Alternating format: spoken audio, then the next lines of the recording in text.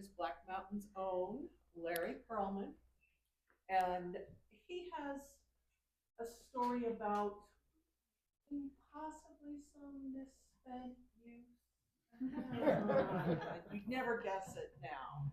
Now that he's, a respected elder of the community, in his church, active in, I think, every civic organization that exists in Black Mountain.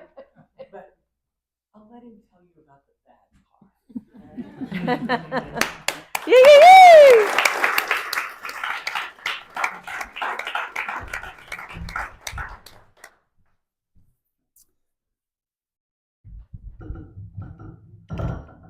Buenos noches. Oh, wait, I got confused. Do you remember that feeling, that incredible feeling that you had when you were 18 years old? You just graduated high school.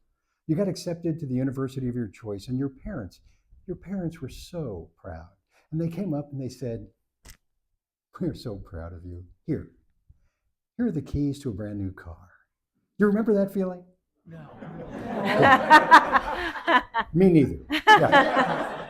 I mean, it's not that my parents weren't proud of me. They were. When I graduated Hillside High in 1965, got accepted into the engineering program at Rutgers University, they were proud of me. But there was no car. What there was a brand new Royal portable typewriter, which, since this was 1965 and years before personal computers, really did serve me well for the next 4 years, I have to admit that. But there was no car. So when I went home for Christmas vacation, I had to borrow my mom's car because I needed to do a term paper. I needed to go to the library. And she said, "Sure, honey, no problem, but be back by 4 o'clock because I have someplace I need to go." Piece of cake.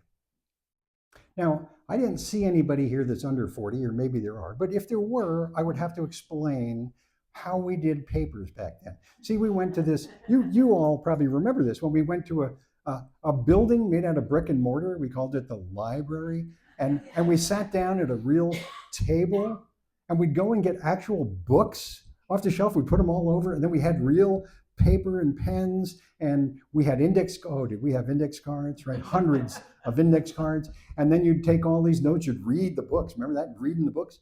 And then we would write them up on these index cards, and we'd organize them all over the place, and eventually you'd get a paper. But if you remember that process, sometimes you would get lost in it, and you'd lose track of time. And that's what happened to me. So I looked at my watch, 5 to 4, and I'm 15 minutes away. Oh my God, panic mode. I gathered everything up. I ran to the car, index cards flying all over the place. I get in the car and I go speeding. Now, speeding is the key word here. I go speeding through Hillside, and as I'm going down the road, sure enough, here comes a motorcycle cop going the other way. And I look in my mirror and he's turning around. Now, Hillside, New Jersey, where I grew up, is 2.5 square miles. Small town. So when you're growing up, you get to know which police officers are officer friendly and which ones not so much. And I recognize this particular officer as Sergeant Lind. He was not officer friendly, particularly to teenagers. So I knew he was going to write me a ticket. So I just started to pull over, figured what the heck, pull over. And then I looked in my rearview mirror and he hadn't turned his lights on yet. Now that meant he hadn't pulled me over yet. And the other thing I noticed was I was right by a corner. Well, the left brain left my head. And what took over was this primitive reptilian brain. You know, the kind that only knows fight or flight. Now, Officer Lind was an imposing man. He looked even bigger when he put on that uniform. And he never ceased to call your attention to the big custom sidearm that was on his hip. So fight was out of the question. So I turned that corner and I started driving like Tom Cruise in Mission Impossible. I mean, and keep in mind, this is in a 1965 Rambler American Classic. I'm going over sidewalks. I'm cutting through corners. I'm going over people's lawns. I'm turning left. I'm turning right. I'm doing this and that, trying to lose this guy. And after a while, I didn't see him in my rear view. So I figured, okay, he doesn't see me right now. Brilliant plan number one leaps into what's left of my brain. If I pull into somebody's backyard, he'll go right on by. And then I could just go the other way. I'm home free, right? So with this brilliant plan in mind, by the way, it's a miracle I didn't kill anybody on this trip. But fortunately for me, at that time of day, nobody was out walking, or I would have run over him for sure. So with this brilliant plan in mind, I cut over another sidewalk. I go through a guy's lawn, across his driveway, behind his house, park. And now I notice that attached to his garage, there's a shed, and the door is wide open. So phase two of my incredibly brilliant plan kicks into gear. I'll get out of the car, run into the shed, and then if he sees the car, surely if he doesn't see a person, he will think I'm not there and he'll just go away, right? No, okay. So I do this brilliant plan. Well, it didn't take Sherlock Holmes to notice the 4-inch deep tire treads across this guy's lawn going into his backyard. So the next thing I hear, come out of the shed with your hands over your head. Now this is something you never want to hear unless you're just watching a movie, right? So I do just what he said, out of the shed, my hands over my head. And the first thing I noticed, it was hard not to notice, was the barrel of a large bore weapon pointed at my face, similar to a Dirty Harry movie. And I did not want to make his day. So I decide right away, I'm going to do whatever he says. Now, you know the routine, right? Hands on the hood of the car, spread your legs, pats me down. And then he calls for backup. Backup. I'm a 145-pound, skinny 18-year-old kid with a 1965 Rambler American, and he calls for backup. So 2 squad cars come, with a lieutenant, mind you. And now they're asking me questions, and they're not happy with my answers. Now, I understand that. Nobody would be happy with my answers. Why did you run from the police? Well, I was afraid he was going to give me a ticket. You thought he was going to give you a ticket. So you broke every possible motor vehicle law in the book. Okay, why did you really run from? But no, I thought he was going to give me a ticket. So they're not buying any of this. So they impound my car. No. They impound my mother's car. Yeah. And they put me in the back seat, put your head down. I don't know why they always do that. Why do they do that? They're afraid you're going to hurt your head. They're taking you to jail. Put you in the back seat of the car, which is a place you don't ever want to be, in the back seat of a police car. And they take me to jail. Now I'm in the little room.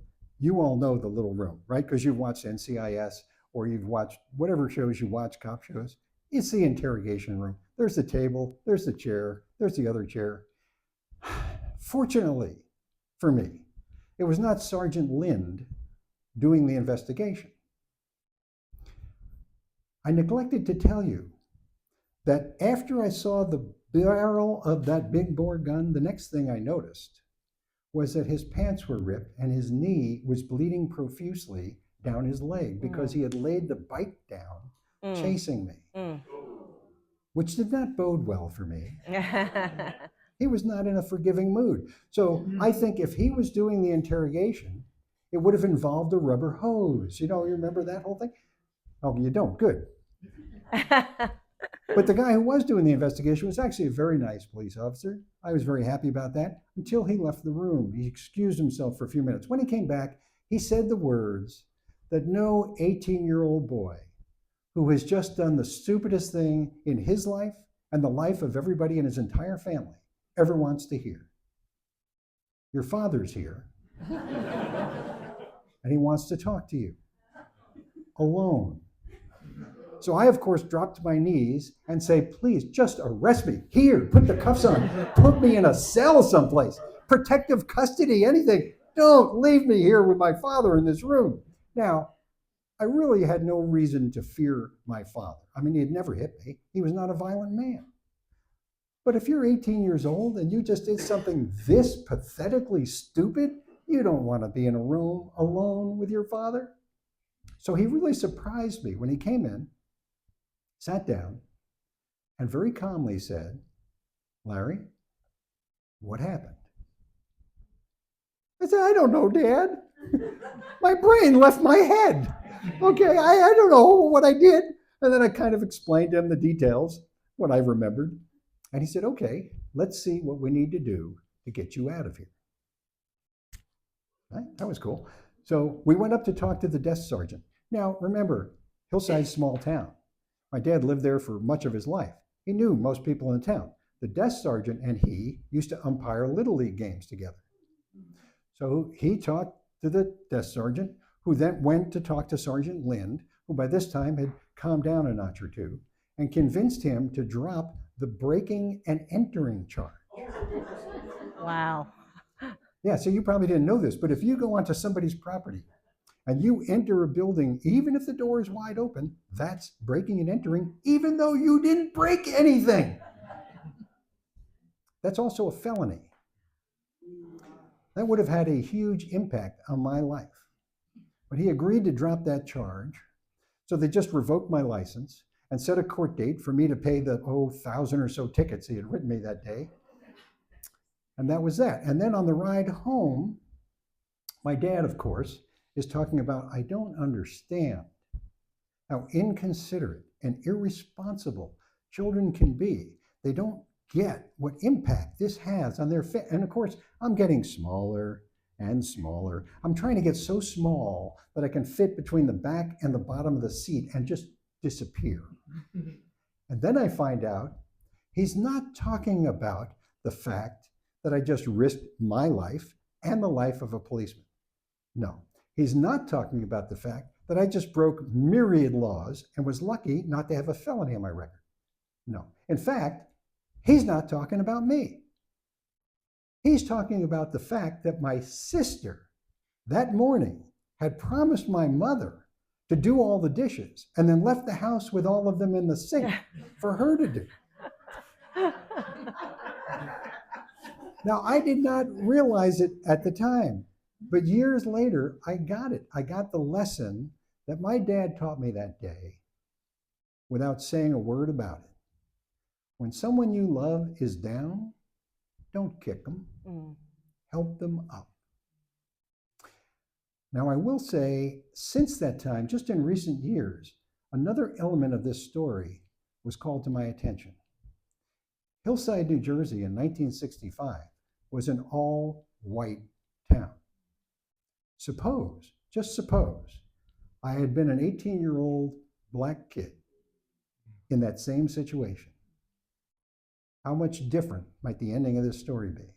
And I'll just leave that to you to consider.